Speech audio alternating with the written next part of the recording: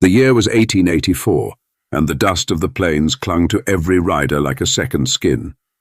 Silver Hollow was a town few remembered unless they had a reason to, and Colt Maddox had one. He rode into town beneath a crimson sky, his dapple-grey stallion kicking up the dry dirt of Main Street. Townsfolk watched from behind curtained windows, suspicious of any stranger, especially one with a reputation like Colt's. 6 years ago, he'd left Silver Hollow under a cloud of grief and rage, a boy chasing justice with a six-shooter and nothing left to lose. He hadn't planned to come back. But something pulled him, a name, a memory, a promise broken. Eliza Rose Harper.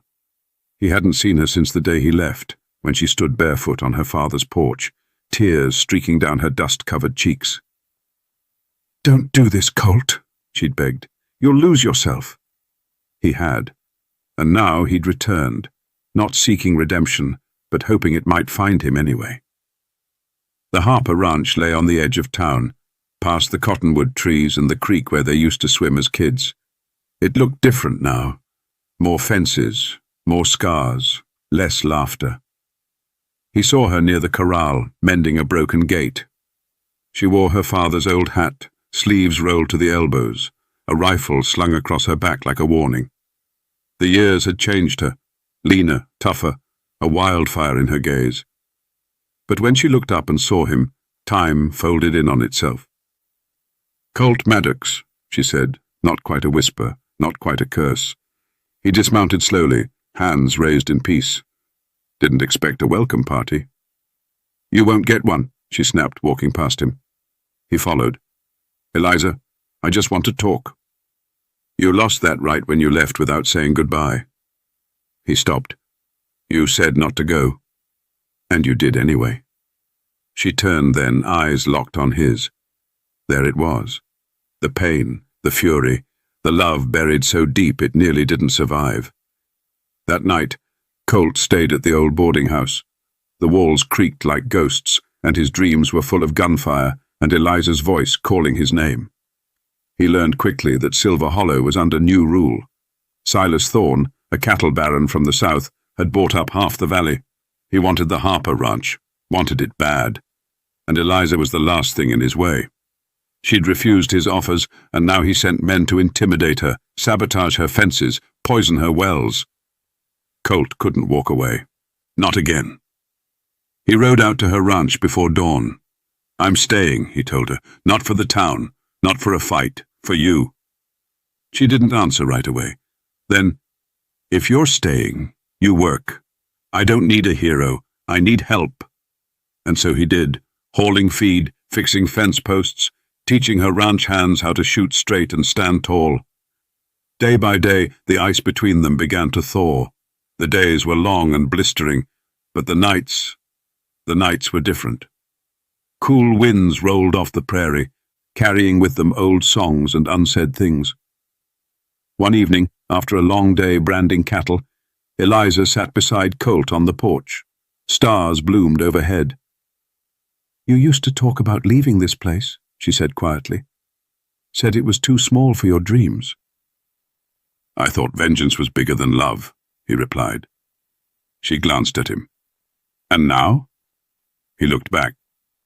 "Now I'd give up everything just to have one more morning with you." She didn't kiss him. Not yet.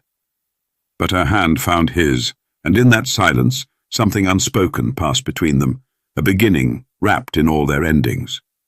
Silas Thorne wasn't a patient man. When intimidation failed, he brought violence. One night his men set fire to Eliza's barn. The flames lit up the sky like Judgment Day. Colt and the ranch hands fought the blaze, but half the herd was lost. It was war now. Colt met with the townspeople, rallied support. At first, no one dared speak out against Thorne. Not until Eliza stood up at the town hall, face streaked with soot, and said, "I won't sell. I won't run. And if you all think silence will save you, just wait till fire comes for your door." She turned to Colt. "You with me?" she asked. "Always," he said. Thorne came at dawn, 20 armed men and a black flag of smoke on the horizon. Colt and Eliza were ready. They'd fortified the ranch, hidden rifles in the hills, posted lookouts. When the attack came, it was fierce, bullets flying, hooves thundering, shouts and fire. Eliza fought like her father once had, fierce, unrelenting, wild. Colt stayed close, covering her, bleeding for her, living for her. By sunset, Thorn lay wounded, and his men were scattered. Silver Hollow was free again. But victory came at a cost. Scars, losses, memories that would never fade. Weeks later, the land bloomed with wildflowers again. The Harper Ranch stood stronger than ever, rebuilt by hands that had once let go. On a warm spring morning, Eliza and Colt stood beneath the cottonwood trees. "This place never felt like home," he said. "Not until you." She smiled.